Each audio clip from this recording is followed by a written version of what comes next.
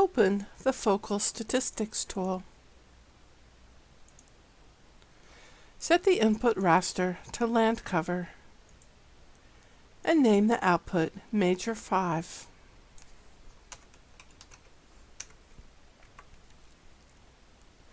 Specify a 5 by 5 cell rectangle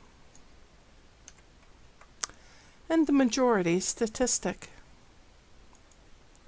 Run the tool. When simplifying, a smaller rectangle done 2 or 3 times usually works better than a larger rectangle, so run the majority filter once more. In the Focal Statistics tool, set the input raster to Major 5 and name the output Major 5 times 2. Leave the other parameters as is and run the tool again.